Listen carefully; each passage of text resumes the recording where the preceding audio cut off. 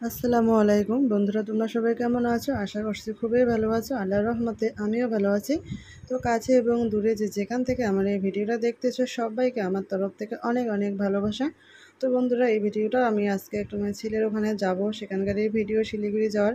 তো এটা হলো তার আগের দিন রাত্রিবেলা এখানে আমি চাল ধুয়ে রাখতেছি। তারপরে তো দেখতেই পাচ্ছ বন্ধুরা, এখানে বিরিয়ানির চালগুলো, তো ছেলের জন্য আমি সকালবেলা বিরিয়ানি বানিয়ে নিয়ে যাব। সে কারণে রাত্রিবেলা সব কিছু রেডি করে রাখতে, চালগুলো ধুয়ে আমি রেখে দেবো। তাহলে কী হবে, চালগুলো ভেজা থাকবে সারা রাতে, একটু চালগুলো আমার পরের দিন সকালে আর ভেজাতে লাগবে না। এই ধুয়ে রাখবো, এই ধোয়ায় ভেজানো থাকবে। তো দেখতে পাচ্ছ বন্ধু, এইভাবে করে ধুয়ে আমি ঢেকে রেখে দেবো। তাহলে চালগুলো একদম ভালো সুন্দর করে ভেজানোর মতো থেকে যাবে। তো দেখতেই পাচ্ছ বন্ধুরা, চালগুলো আমি ধুয়ে একদম ঢেকে কিন্তু রেখে দেবো। তো সন্ধ্যা থেকে ভিডিও করা হয়নি, তো ভাবলাম যে এই দিকে আমি বিরিয়ানির হাঁড়িতে পানি রেডি করে রেখে দিলাম। আর এদিকে আমার মাংসটাও কিন্তু রান্না একদম রেডি করে রেখেছি, দেখতেই পাচ্ছ বন্ধুরা। তো তারপর পরের দিন সকালবেলা ঘুম থেকে উঠে যে বিরিয়ানি আমি এদিকে বসিয়ে দিয়েছি, আর ওইদিকে আমি চা বসিয়ে দিয়েছি। এই যে চাটা বানাচ্ছি আর বিরিয়ানিটা বানাবো। সকালবেলা উঠে চাটা খাবো আর বিরিয়ানিটা বানিয়ে নিয়ে যাব। তো সেখানে এই যে আমার বিরিয়ানিটা হয়ে গিয়েছে, দেখতে পাচ্ছ বন্ধুরা। তখন মোটামুটি সকাল 4:30টার মতো বাজে। একদম ভোরবেলা ফজর নামাজ পড়ে তারপরে এগুলো আমি কাজ করা শুরু করে দিয়েছি। এই যে দেখতে পাচ্ছ বন্ধুরা, বিরিয়ানিটা হয়েছে আমার কত সুন্দর। এটা হলো মাটন বিরিয়ানি। তো তোমাদেরকে তো মাংসটা দেখিয়ে দিলাম। আগের দিন রাত্রিবেলা রান্না করে রেখেছি, কারণ সকালবেলা উঠে এত কিছু রান্না করা সম্ভবই হতো না। তো সে কারণে আমি শুধু এই মাংসটা রান্না করে রেখেছি, সকালে উঠে আমি বিরিয়ানিটা বানিয়ে নিলাম।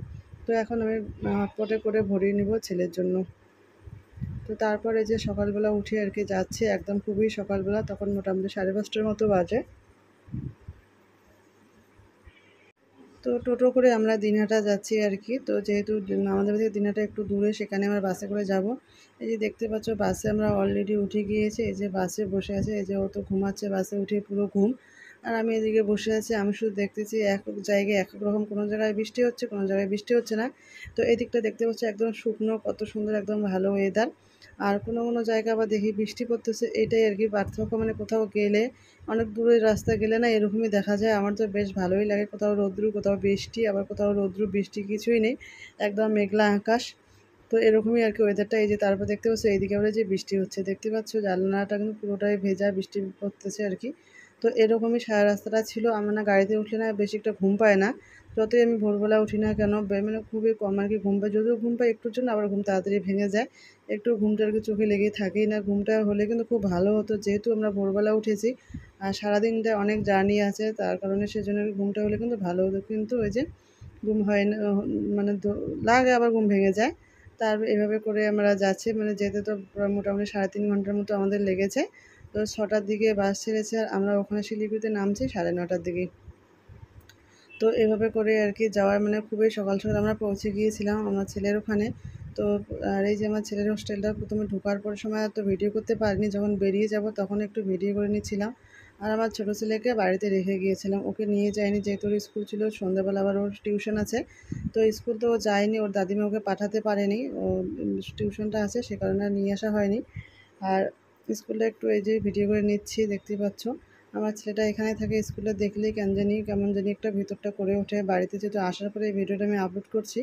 তো এদিকে ছেলে আর ওর বাবা গিয়েছে অফিসে। অফিসে জানেন, একটু বলতে কী হচ্ছে, যাওয়ার সময় একটু বলতে লাগে, ছেলে সব এটা সেটা অনেক কিছুই বলতে লাগে। সেটা ও বলতে গিয়েছে, আর আমি বাইরের দিকটা একটু দাঁড়িয়ে আছি আর দেখতেছি কোনো কোনো বাচ্চা খেলতেছে। আর কেউ কেউ আবার এদিকে যাচ্ছে, আর এইদিকে ওই যে অফিসে আছে বাবা ছেলে মিলে। তো এই যে আসতেছে আর ছেলের বেশি একটা ভিডিও করে নিইনি। আর ছেলেটা আমার এখানে আসার পরে একটু শুকিয়ে গিয়েছে। তো তারপরে যে টোটো করে আমরা স্টেশনে যাচ্ছি, যাওয়ার সময় আমরা ট্রেনে করে যাব। তো যেহেতু ওর এই হোস্টেলটা থেকে স্টেশনটা একদম কাছেই।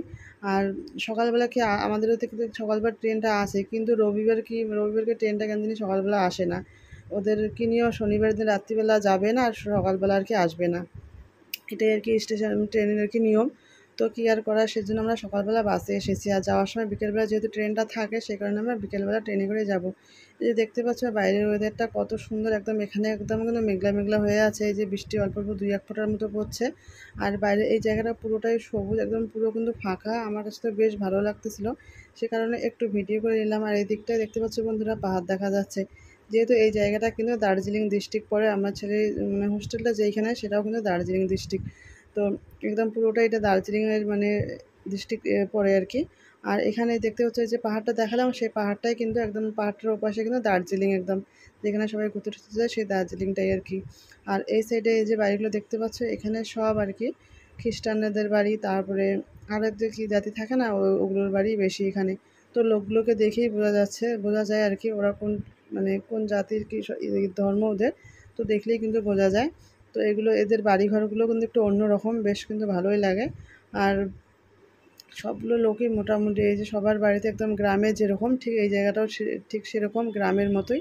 তো একদম স্টেশনের কাছে, কিন্তু যেহেতু এটা শিলিগুড়ি টাউন থেকে একটু ভিতরে সাইডে আর কি, এই যে বললাম দার্জিলিং, তো এই যে দার্জিলিং ডিস্ট্রিক্ট, তো এটাও কিন্তু ঠিক এরকম আর কি, একদম গ্রামের মতোই পড়ে যায় আর কি জায়গাটা, যদিও বা টাউন। তারপরে যে স্টেশনে আমরা আসলাম দেখতে পাচ্ছ বন্ধুরা, তো এখানে স্টেশনে এসে আর কি বসে আছি। তো আর এইদিকে আর কি ওভারব্রিজটা উঠে তারপর বাইরের দিকটা একটু দেখাবো তোমাদেরকে।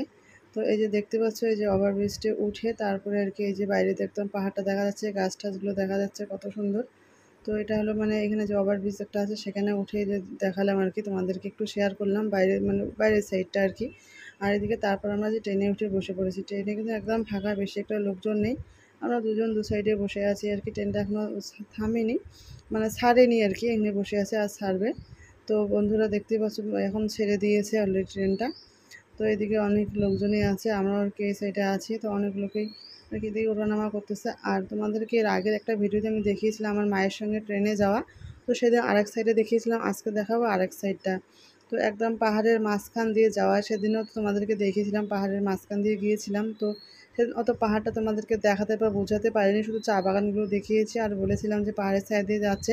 যেহেতু ট্রেনের এই সাইডে আর কি বসা হয়নি, সেদিন অন্য লোকজন ছিল, সে কারণে এই সাইডটা ভিডিও করা হয়নি। তো আজকে আমরা এই সাইডে বসেছি, এই সাইডটাই কিন্তু একদম সুন্দর মতো ভিডিও করতে করতে যাবো আজকে। তো তোমরা দেখতেই থাকো, সাথেই থাকো, ভিডিওটার সঙ্গে থাকো, কেউ কিন্তু ভিডিওটা স্কিপ করবে না। পুরোটা কত সুন্দর পাহাড়ের মাঝখান দিয়ে পাহাড় মানে দেখতে দেখতে যাচ্ছি আর কি, আমার তো পুরো ভালো লেগেছে, সে কারণে আমি একটু ভিডিও করে নিয়েছি। তো বন্ধুরা তোমরা প্লিজ সাথে থাকো, ভিডিওটা দেখতেই থাকো, কত সুন্দর লাগে। এই যে দেখতে পাচ্ছ পাহাড়গুলো কত সুন্দর দেখা যাচ্ছে। এখানে এই যে নদী, এই জায়গাটা এখন শুকিয়ে গিয়েছে, পানি নেই, তো তবুও কিন্তু বেশ ভালোই লাগতেছে জায়গাটা। আর চা বাগান কত সুন্দর, মানে কি আর বলি, পুরো আর কি যেহেতু বিকেলের শেষের দিকে ছিল, একদম বৃষ্টি বৃষ্টি ভরা, বিকেলটা মেঘলা মেঘলা। আর এরকম জায়গা দিয়ে ট্রেনে করে যাওয়ার তো আনন্দই আলাদা। এই যে দেখতে পাচ্ছ বন্ধু, এগুলো কিন্তু সব পাহাড়ের উপরের অংশটা আর কি, গাছ ঠাছ দিয়ে পুরো আর কি ভর্তি হয়ে আছে। তো এগুলো কিন্তু পুরো ফরেস্ট, আর পাহাড়ের মানে পাহাড়ের উপরে যে জঙ্গলগুলো হয় সেগুলোই কিন্তু এগুলো। তো এখানে কিন্তু ময়ূর আছে, তারপর বানর আছে, অনেক কিছু আছে, তো সেটা সবসময় দেখা যায় না যেহেতু বৃষ্টি হচ্ছিল।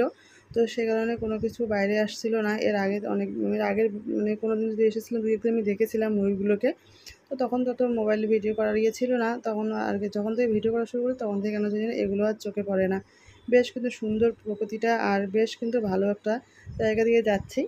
তো বন্ধুরা সেই কারণে কিন্তু আমি ভিডিওটা করে নিচ্ছি। এই যে দেখতে পাচ্ছ পাহাড়টা কিন্তু দেখা যাচ্ছে ওইদিকে, এদিকে মানে পুরোটাই আর কি পাহাড়ের উঁচু দিয়ে কিন্তু আমরা যাচ্ছি একদম। ট্রেনটাও কিন্তু একদম পাহাড়ের উপর দিয়ে মানে মাঝখান দিয়ে আর কি যাচ্ছে, পুরো পাহাড় জুড়ে কিন্তু যাওয়া হচ্ছে। এগুলো সব পাহাড়ি অঞ্চলের গাছপালা সব কিছুই আর কি পাহাড়ি, এখানে লোকজনের বসতি তো একদম নেই।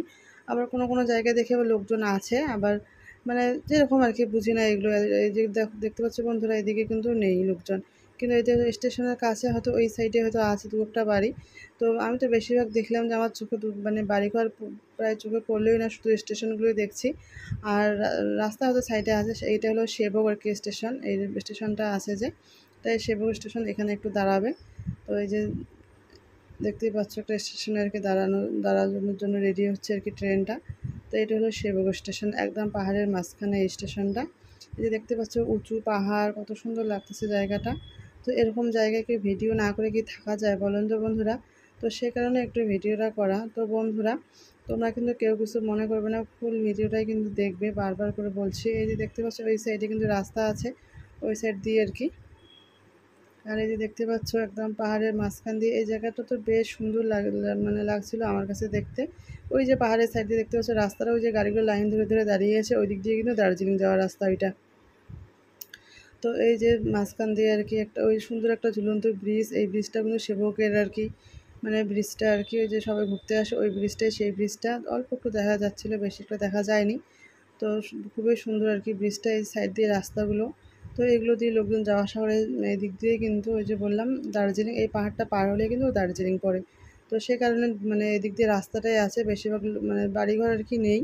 শুধু এই যে মাঝে মাঝে বাড়িঘর আবার দেখা যাচ্ছে, যে চা বাগান, কত সুন্দর চা বাগানগুলো, সেগুলো আবার মানে পাহাড়ের মাঝখানে মাঝখানে চা বাগানগুলো আমার তো বেশ ভালোই লেগেছে। তো বন্ধুরা, তো আমার এই ভিডিওগুলো তোমাদের কাছে কীরকম লাগে তোমরা কিন্তু সেগুলো কিন্তু অবশ্যই কমেন্টে জানিও।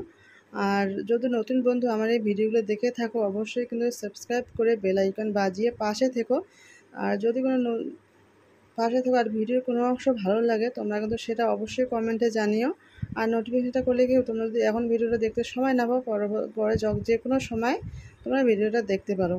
তো আমার হাজব্যান্ড ওই সাইডে বসেছে, আমি এই সাইডে, আর এই যে সুন্দর সুন্দর পাহাড়গুলো যত ভাবছি যে ভিডিও করব না, আর সুন্দর সুন্দর পাহাড়গুলো দেখতেছি আর মনটা কেন উসপিস করে নেয়, আর সে কারণে আবার ভিডিওগুলো করতে থাকি। তো কি আর করার, এত সুন্দর সুন্দর দৃশ্য মানে ভিডিওগুলো করে নিচ্ছে, যেহেতু এগুলো স্মৃতি হিসেবে মোবাইলে আমার থেকে যাবে, বা ভিডিওগুলো আপলোড করলে সেগুলো আমার চ্যানেলটা যদি ঠিকঠাক থাকে অনেক বছর পর্যন্ত এগুলো আমি দেখতে পারবো, যে কোথায় গিয়েছি না গিয়েছি সব কিছুই আর কি দেখা যাবে। সেই কারণে কিন্তু ভিডিওগুলো করে মানে করে আর কি আপলোড করতেছি। আর এত সুন্দর সুন্দর দৃশ্য ভিডিও না করলে একটা মনটা কীরকম লাগে তোমরাই বলো বন্ধুরা। একদম দূর থেকে পাহাড়, কাছের থেকে পাহাড়, তারপর এই যে সুন্দর সুন্দর চা বাগান, পুরো আর কি মন জুড়িয়ে যায়। ইচ্ছা তো করে এখানে নেমে গিয়ে দৌড়ে দৌড়ে ঘুরে ঘুরে একটু আসে, কিন্তু সেটা তো উপায় নেই, যেহেতু আমরা ট্রেনে, এখানে তো নামার কোনো উপায় নেই যে বা চা বাগানে যাওয়ার মতো ঘোরার মতো পরিস্থিতি তো এখানে নেই। তো কি আর করার, কিছু করার নেই, শুধু বাইরে থেকে মানে দেখে যেতে হবে, আর কিছু করা যাবে না। দেখেই চোখ দিয়ে দেখে শুধু মানে উপভোগ করতে হবে। আর এই যে ভিডিও করে নিলাম, ক্যামেরা বন্দি করে নিলাম, সেইগুলো যখন মন চাবে দেখতে পারবো। একদম পুরো সবুজে ঘেরা, এই যে দেখতে পাচ্ছ। তো আমাদের যেতে যেতে অনেক রাত্রি হয়ে গেছিলো, রাত্রি প্রায় 11টার মতো বেজে গিয়েছিলো বাড়ি যেতে যেতে। এই যে দেখতে পাচ্ছ পুরো রাত্রি হয়ে গিয়েছে, একদম পুরো অন্ধকারে অন্ধকার। তো ট্রেনটায় যেতে গিয়ে 7 ঘন্টা সময় লাগে, এমনিতে কিন্তু বাসে করে গেলে বা এমনি বা নিজের গাড়িতে, বাড়ির গাড়িতে করে গেলে কিন্তু 3.5 ঘন্টা 4 ঘন্টাতে হয়ে যায়। আর ট্রেনে করে গেলে অনেক সময় লাগে, যেহেতু এই যে ট্রেনটা সেবেও হয়ে কোন দিক দিয়ে ঘুরে ঘুরে নিয়ে যায়, সেই কারণে কিন্তু অনেকটা সময় লেগে যায়। তো কি আর করার, অনেক রাত্রি হয়ে গিয়েছিলো কিন্তু আমাদের বাড়িতে পুরো অন্ধকারে অন্ধকার। কিন্তু সেদিন আকাশটা এত খারাপ ছিল, চারিদিকটায় এত বৃষ্টি ছিল কি আর বলি, ট্রেন পুরো ভিজে গিয়েছিলো বৃষ্টিতে, আমরাও পুরো ভিজে গিয়েছিলাম ট্রেনের মধ্যে। এই যে জানলা দিয়ে দিয়ে পানি পড়া শুরু হয়ে গিয়েছিলো, মানে পুরো ঝড় উঠেছিল। তো ঝড় উঠলে তো এরকম হবেই, ট্রেনের ভিতরেও আর কি বৃষ্টি ঢুকবে। পুরো কিন্তু ভয়ে লাগতেছিল, আকাশের পুরো শব্দ ছিল, ট্রেন কিন্তু থামেনি, আস্তে আস্তে চলতেই ছিল ট্রেনটা। এই যে দেখতে পাচ্ছ জানালা দিয়ে দিয়ে পানি পড়া শুরু হয়ে গেছে, নিচের দিক দিয়ে তো ট্রেনের একদম নিচে পুরো ভিজে গিয়েছে। তো কী আর করার, এই যে দেখতে পাচ্ছ কীভাবে মানে বৃষ্টিগুলো আসছে। তো এরকম বৃষ্টি আসলে তো মানুষ ভিজবে। এই যে দেখতে পাচ্ছ রাত্রিবেলা একদম হয়ে গিয়েছে বাড়ি যেতে যেতে। তো বন্ধুরা, আজকের ভিডিওটা আমি এখানেই শেষ করব। সবাই ভালো থেকো, সুস্থ থেকো, পরবর্তী ভিডিওতে তোমাদের সঙ্গে দেখা হবে। আজকের জন্য আমরা বিদায় নিচ্ছি। এই যে টোটো করে বাড়ি যাচ্ছি ট্রেন থেকে নেমে, আর আমাদের বাড়ির কাছে ট্রেন স্টেশন, একদম 10 মিনিটও লাগে না বাড়ি যেতে। তো এই তো টোটো করে আমরা বাড়ি যাচ্ছি। তো এই ভিডিওটা আমি এখানেই শেষ করব। সবাই ভালো থেকো, সুস্থ থেকো, আল্লাহ হাফেজ।